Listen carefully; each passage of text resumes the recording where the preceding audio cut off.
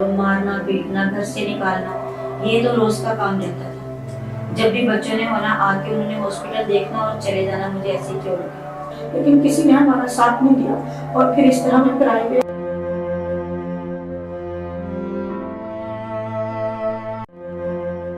آج ہمارے ساتھ ملک پاکستان کی ایک ایسی بیٹی ہمارے ساتھ موجود ہیں جو پچھلے 18 سال سے اللہ تعالیٰ کی بے شمار آزمائشوں کے اوپر صبر اور شکر کے ساتھ زندگی گزار رہی ہیں. ناظرین, اللہ تعالیٰ نے ان کو رحمتوں سے نوازا اور کچھ 10 سال پہلے ہوا یوں کہ ان کی بیٹی کی طبیعت اچانک خراب ہوتی ہے. یہ اس کو ہاسپٹل لے کر جاتی ہیں اور ہاسپٹل میں ڈاکٹر ان کو بتاتے ہیں کہ ان کے دل میں سوراخ ہے.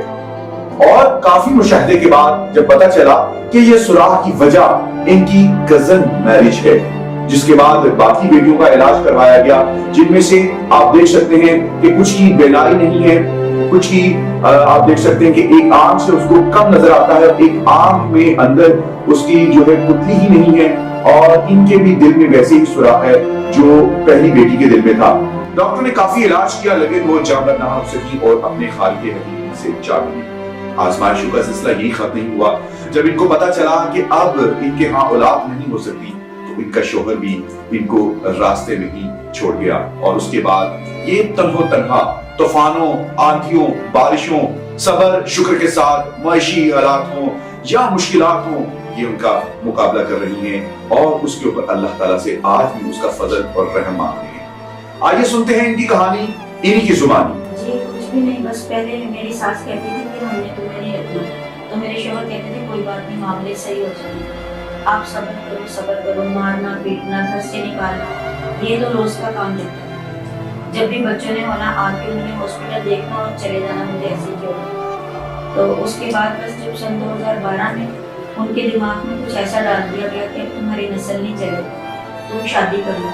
تو میں اپنی والدہ کی طرف گئی بھی تو ہمارے پیچھے سے شادی کر لی. شادی کے بعد ہم لوگ باہر بیٹھے رہے ہیں تو انہوں نے ہمیں اندر آنے نہیں دیا, پھر ہم آنے جی گئے لیکن کسی نے ہمارا ساتھ نہیں دیا اور پھر اس طرح ہم کرائے آ گئے اپنی بچیاں کو. جی ابھی تو میں علاج نہیں کروا رہی, بس کبھی کبھار چلڈرن دے جاتی ہوں, جو میڈیسن لکھ کے دیتے ہیں وہ دے دیتی ہوں, تو بس اسی طرح گزارا ہو رہا ہے, اسی طرح ان کی زندگی گزر رہی ہے, کوئی علاج نہیں ہو رہا. تو علاقے میں جہاں پہلے رہتی تھی, جن کو آپ کے بارے میں پتا تھا, ظاہری بات ہے 12 سال کہیں نہ کہیں تک گزارے ہیں رشتہ داروں میں, تو رشتہ داروں کی طرف سے کوئی بات نہیں بنتا؟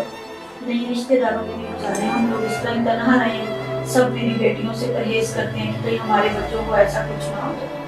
میں خود ہی اسی طرح اکیلی کرائے دے رہی ہوں. جی تو ناظرین, آپ نے ہماری بہن کی دکھ بھری داستان سنی. اللہ تعالیٰ نے جن کو صاحب استطاعت کیا ہے وہ دیکھ رہے ہیں, سن رہے ہیں. اللہ تعالیٰ نے ان کو چنا ہے. ان کے پاس جتنے بھی اختیارات ہیں اور جتنے بھی معاشی حالات ان کے بہت بہتر ہیں, وہ اللہ تعالیٰ نے انہی کا حق آپ لوگوں کو دیا ہے, آپ لوگوں کو چنا ہے. آئیے آگے بڑھیے. ان کا نمبر آپ اس وقت سکرین پر دیکھ سکتے ہیں. ڈائریکٹ ان سے رابطہ کیجئے اللہ تعالیٰ کی رضا کے لیے, نہ کہ ہمیں دکھانے کے لیے, نہ کہ اسے دکھانے کے لیے, اور نہ کہ اسے دکھانے کے لیے, صرف اور صرف اللہ اور اس کے رسول کی خالص رضا کے لیے آگے بڑھیے. ان کی مدد کیجئے, ان بیٹیوں کو اپنی بیٹیوں کی طرح سمجھیے, اللہ تعالیٰ کا شکر ادا کیجئے اور ان کے بھی بازو بنیے تاکہ یہ بھی اپنی زندگی کی باقی کی سانسیں اچھے طریقے سے گزار سکے. ہمیں دیجئے فی الوقت کے لیے اجازت, اگلی سٹوری میں پھر ملاقات ہوگی. اللہ حافظ.